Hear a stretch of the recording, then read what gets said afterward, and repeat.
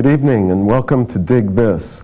My name's Tom Levy from the UCSD Department of Anthropology, and this evening our guest is Professor Carol Meyers from Duke University. Carol is a distinguished archaeologist who received her PhD from Brandeis, and I'm delighted to have her here this evening. Welcome. Thank you. Carol, you've really pioneered so many different things in the archaeology of Israel, and in particular, your research in the role of women in antiquity, and you published a book called Discovering Eve. I wonder if you could tell us about that.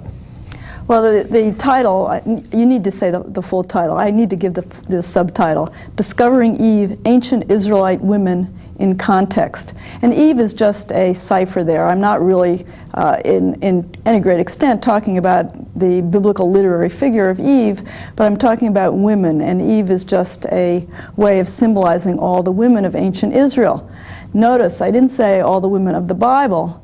There are relatively few of them compared to men, and the ones that we read about in the Bible tend to be the exceptional women, the few leaders, prophets, or queens.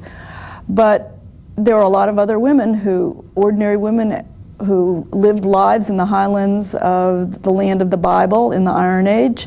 And I thought it was very important that those invisible women become visible. So my project in that book, and in a lot of the things that I've done since, is not so much a field project in archaeology, but is using the remains from all kinds of archaeological projects all over Israel, Jordan, Syria, to try to get a handle on what life was like for women and for men. Most men were not kings and prophets and priests either. They also lived in farming communities. And the context is not the cities of the land of the Bible, but rather the small farming villages. And what kind of analytical tools do you use to get at gender in archaeology? Well, that's a really good question, because artifacts, as you know, are not in and of themselves gender noisy. You don't pick up a pot or any kind of tool and say a man used it, a woman used it, both used it, neither used it. But there are all kinds of ways to try to figure this out. And I've learned a lot, even though I'm trained in biblical studies and biblical archaeology. I've learned a lot from anthropologists working in prehistory about gender identification. How did they go about figuring who used what? How do they go about figuring what kind of activities men did, what kind of activities women did, what kind of activities was their gender overlap? And there's no single one way to do that. It's a variety of things that come together. Ethnography is very useful to a certain extent. How much can we use analogies from pre-modern cultures that we can still observe in this world? What we call ethnohistory is important. That is, texts from periods that are close in time to the groups that we're looking at. What do they tell us about women's roles and men's roles? And in this case, we have the Bible as a very important ethno-historical text, as I now call it. And then there's iconography. There are depictions of men and women in ancient Near Eastern art from Mesopotamia, from Egypt and Cyprus, and to a very limited extent Palestine, that show people doing things. They show men doing things and women doing things. And sometimes we can use those representations and put all this information together to understand who used this particular pot for what particular purposes. Now, you mentioned you've worked on trying to identify the everyday. Have you done anything with some of the major women in the Bible, like Deborah? Do you touch on? Well, I don't ignore those women. I mean, if I did, I'd be foolish. They're well known, and they're a way to kind of capture the imagination and the interests of my students and wider audience. I haven't actually done that much on Deborah, but I have on Miriam, and I'll tell you why. Because the little bit of information about Miriam, and actually we have Miriam is mentioned in more biblical books than any other female character in the Bible. And one of the most important passages about her comes in the story of the Exodus from Egypt. In Exodus 15, there's a small poem that's attributed to Miriam, the so-called Song of Miriam. And in this song, it says that she took with women around her, a hand drum, and she sang and she danced, and she sang out this song which recounts the glory of the escape of the Israelites from Egypt. I just said hand drum. You won't find a single Bible that calls it hand drum. Most translations, I believe anachronistically, say tambourine or right. timbrel. Probably the tambourine, that is a round drum with a skin over a hoop, was not invented until the Roman period or later. And what Miriam and the women with her was holding was a hand drum. The hand drum is the only percussion instrument mentioned in the Bible. There are wind instruments, there are stringed instruments, and there are many kinds of all those instruments, many kinds of flutes and trumpets and lyres and harps, but when it comes to percussion, there's only one. And I've done a lot of work now looking at all these references and looking at depictions of women playing the hand drum in ancient art, and as far as I can see, that was a woman's instrument. I can't find any representations of it in the terracottas of the ancient world or in the wall paintings that show men playing it. And I can't find any biblical references that are specifically of men playing it. Usually it's in a group, and it's assumed by the reader that all the instrumentalists, the ones who play the trumpet and the flute and the lyre and the drum, that they're all men. But I would contest that, and I would say, as a result of the work I've done in Miriam and her chorus of women performers, I would say that that's probably not accurate, that we can insert women as some of the musicians of the biblical world. Are there other scholars working on other ethnic groups that were contemporary with the Israelites, looking at women, or are you touching on that as well? I think that to a lesser extent. I think that clearly what I'm doing is touched off by interest in the Bible and in women in the Bible, because that's still an issue in contemporary life in some religious denominations. They look to the Bible as an authority, and people want to know what women did and how they were treated and whether they had any rights or powers, because it impacts the way women are viewed in certain religious traditions to this very day. Without that kind of motivation, Tom, I'm not sure that scholars who are working in Mesopotamia or Egypt have quite the same motivation to use the smallest clues in the most remote texts to try to figure this out. But that doesn't mean that it's not done at all. And I know that, for example, for Egypt, there are a number of American scholars who've done a lot of work using Egyptian texts on women in ancient Egypt, and the same thing is true. There are several American scholars who are interested in women's lives in various Mesopotamian cities. But I don't think there's quite the collection of people like me who are driven to do this, precisely because it's the interest in the Bible that kind of drives a lot of this. Are there scholars in Israel that are touching on issues of gender and archaeology? Not very many. I think scholars, you're talking about archaeologists? Yes. There are maybe for the Second Temple period, from the Talmudic period, there are some scholars, women and a couple men, who are interested in unpacking attitudes towards gender in rabbinic sources. But in terms of biblical studies, there are just not very many of them. And I think that the agendas for archaeology in Israel are in many ways still politically driven. Who were the Israelites? How can we identify the Israelites in the cities, mainly the cities, and to much lesser extent the towns of the highlands of that part of the world? And they're driven to do that because of current political situation in which there are various claims on the land. And whether they're conscious of it or not, and I have no objections to this kind of agenda, they could become very interested in how far back the present-day Jewish inhabitants of the land of the Bible can trace their roots.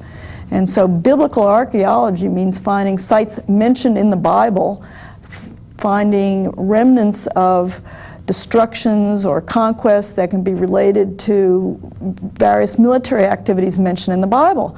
That means a focus on the male world, the world of politics, the world of armies, and the world of temples and priests that legitimated the political realm. Well, you mentioned politics and archaeology.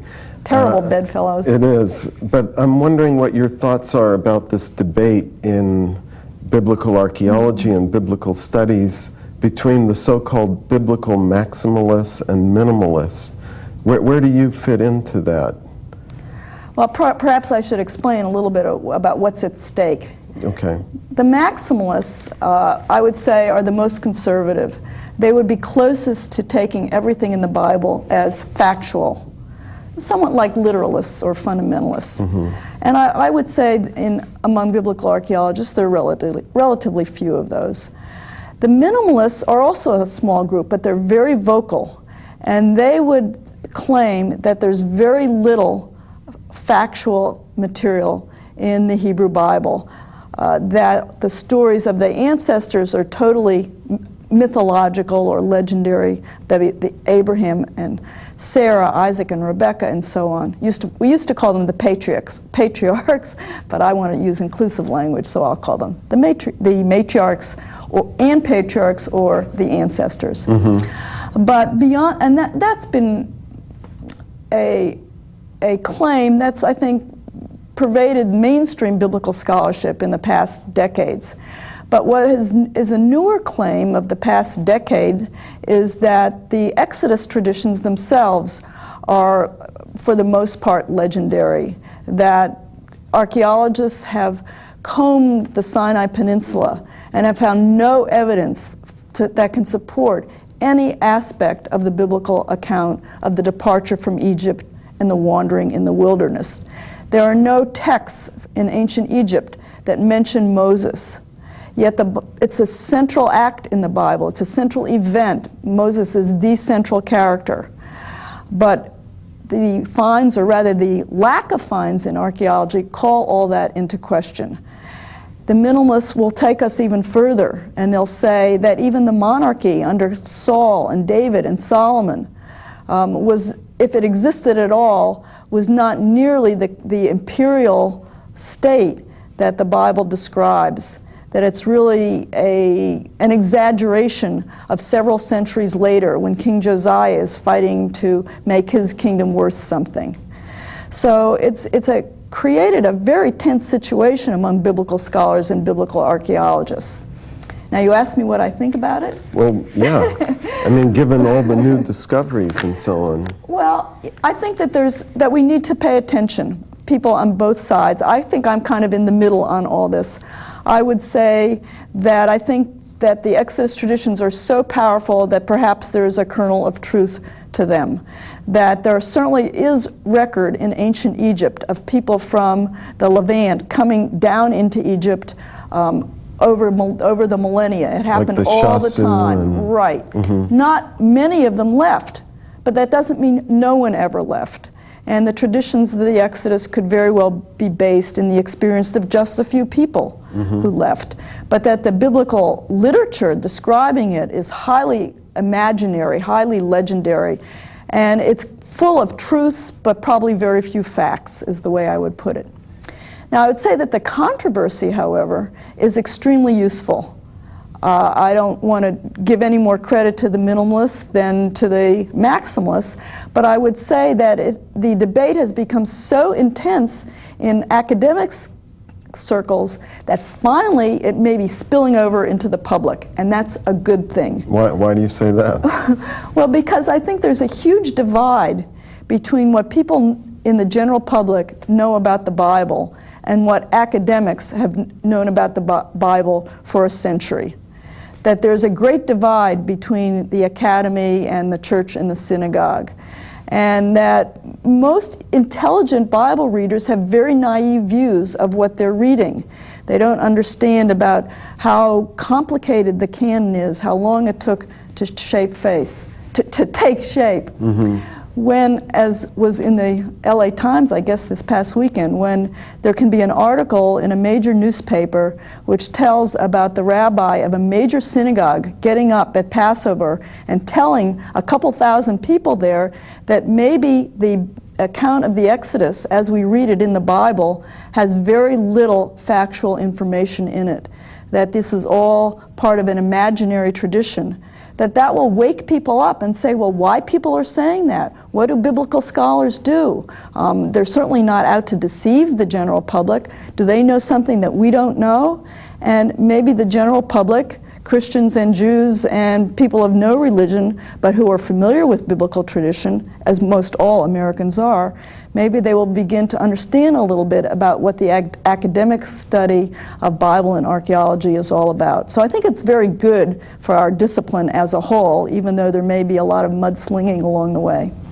Well, it must, as you've mentioned, it's very hard to pinpoint the ancestors and the Exodus tradition from the Hebrew Bible. What about the New Testament? I believe you've done some work in excavating sites like Sepphoris that are connected with the stories of Jesus and so on. What does your archaeology inform us about the New Testament? Well, I'm not sure that there's a lot of direct information that comes out of the projects I've been working on that do relate to the period of the New Testament. The site I've spent most time at since the mid-'80s now is not mentioned in the New Testament. It's an important site in Christian tradition. It's the site of Sepphoris, which is about 3 or 4 miles from Nazareth. And in Christian tradition, which doesn't go back any earlier than the Byzantine period in this case, Sepphoris is the birthplace of Mary, mother of Jesus. That is, Anna and Joachim are said to have lived there. And there's a Crusader church was built on top of the very rock where Mary was said to have been born. But in fact, Sepphoris is not mentioned in the New Testament, although there are some New Testament scholars that think that Jesus must have visited the site because it was so close to Nazareth. But indirectly, I would say that the work at Sepphoris and some of the other Galilean sites where my university, Duke, has been excavating since the 70s now, that work has informed the general cultural patterns of the time of Jesus, and it has also led, along with the work of a lot of other scholars doing other kinds of projects, led to the realization that you can't talk about Judaism of the time of Jesus, that you have to talk about Judaisms, that there were many different groups who had many different practices, that the Pharisees, that the Jews one reads about in the New Testament were probably a minority in the first century. And another thing is that a lot of the information that traditionally scholars had gone to find out about Judaism or Judaisms of the first century was textual. It was rabbinic material. Now, rabbinic material is not codified until at the earliest, the beginning of the 3rd century CE. At Sepphoris, by the way, that's one of the important things about Sepphoris. That's a century or 2 centuries before, that's a century or 2 or 3 after the events of the New Testament. So those texts are much later than the time of Jesus. And it's often a mistake to think that the information in them is accurate for what life was like in Galilee or Jerusalem or Judah or anywhere in Palestine at the beginning of the 1st century. Another thing that these excavations of Jewish sites in Galilee tell us is that even for the time periods that are the same as the texts, as the rabbinic materials, that people did things in ways that are very different from what the texts describe. It used to be that the texts were thought to be normative. What was in the text was what people did. We now know from archaeology, and this is probably true for the Old Testament or the Hebrew Bible as well as for the New Testament and rabbinic materials, that there's a disjunction between the reality, the social reality of people's lives and what the books say about it, what the texts say about it. That's probably true throughout human history, that the informal actions of people on an everyday basis do not always bear a one-to-one relationship with the texts that purport to regulate and or describe the lives of people in those times. Is it possible to identify the Pharisees and Sadducees in the archaeological record? Is it possible to identify any peoples in the archaeological record? I mean, you're tapping into a really big problem. And I think that it's hard enough to say we can recognize ancient Jews in the archaeological record, let alone to look at the various sectarian movements of early Judaism. Probably people who dig at Qumran, that's the site of the so-called Essenes, which we know about from ancient literary sources, from Philo and Josephus and others. There's a good chance, although there's a few that would still hold out and contest it, there's a good chance that the remains that have been excavated by the Dead Sea at the site of Qumran can be identified as the living quarters and working quarters of this one Jewish group, probably quite small actually, in the first century, called Essenes. But about Pharisees and Sadducees and others who are probably unnamed or don't identify with one of those groups, it would be hard to really pinpoint that, especially if they are living next to each other in the same site. Let me tell you a little bit about Sepphoris in regard to so-called ethnicity, or who people were, or how people self-identified. Very hard to identify just on the basis of material remains. Now, we do know from written sources that Sepphoris was home to people who identified themselves as Jews. The Mishnah and the Talmud, these post-biblical canonical or quasi-canonical Jewish sources, certainly mention Sepphoris as the seat of the Sanhedrin, a Jewish governing body at the time of Rabbi Judah the Prince in the 3rd century when the Mishnah was being codified. And there are many, many references to Sepphoris in rabbinic literature. So there's little doubt that Sepphoris was a Jewish city. But there are also mentions of it in early Christian literature in the Byzantine period. It was the seat of a bishopric in the Byzantine period. And so there's almost, just on the basis of written sources, it's almost certain that Christians lived there. And it was a Roman city as well. The 1st century Jewish historian Josephus talks about it being a site of Roman local government in Galilee during the period of the Pompeys. So there are written sources which mention at least 3 groups living at Sepphoris.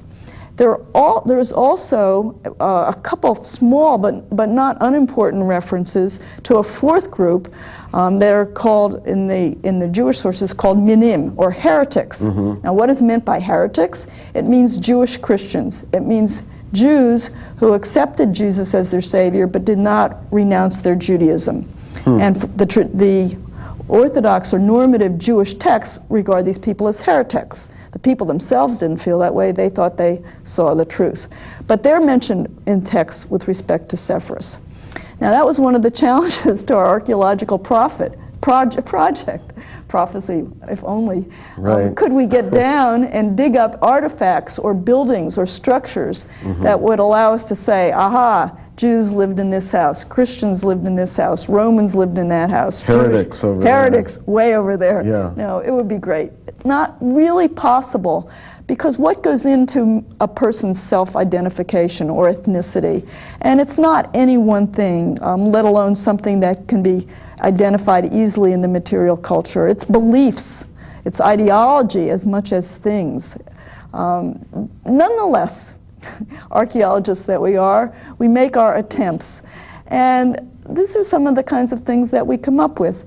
We excavated a number of buildings that have in their subterranean levels, dug into the ground, stepped pools with 7 steps going down. They're not labeled. We don't know for sure what the purpose or function of these pools was in antiquity. But there's a very good chance that these can be identified as ritual baths, as mikvaot. And almost certainly then, they would have to be in the basement, as it were, of the house of a Jewish family. Well, that sounds like really good, very strong evidence for linking archaeology and ethnic identity. And I'm looking forward to your talk tonight about Sepphoris. But in closing our interview, I wanted to ask you what you think is the future of American research, American archaeological research in Israel. In the 1950s, the Americans played a really big role. What's the future now as we go into the 21st century? Well, we'll first need some peace, because it's very difficult for foreign projects to convince their universities and their students that it's safe to go to Israel and to excavate there. But let's be optimistic that there will be peace. The Americans pioneered in biblical archaeology, but now there is a very strong national Israeli school of archaeology, and they have the resources and the interest and the personnel to excavate major sites. And I think Americans will be doing fewer and fewer of those major sites, big digs, and I think that's great. I think that by default, perhaps, Americans will be forced to focus on smaller sites, rural sites, sites that maybe can't be identified with what a biblical text says. And that's the good news. That means that instead of looking at fortifications, instead of looking at palaces, instead of looking at temples, at public structures, we'll be forced to look at the dwellings, the houses, the domestic artifacts that both men and women used in biblical antiquity. In other words, I think the wave of the future will have to be, for American archaeologists, the household. And if you want to call me a feminist biblical archaeologist, then, which I guess I am in some ways, because I think it's important to find out about women's roles as well as men's roles, that's the best news of all. That for political reasons, for nationalistic reasons, Americans will be relegated to more minor sites, and those will contain information about how all people lived, not just the leaders in an ancient society. Well, thank you so much, Carol Meyers, for a wonderful talk, and I'd like to thank the audience as well. Good evening.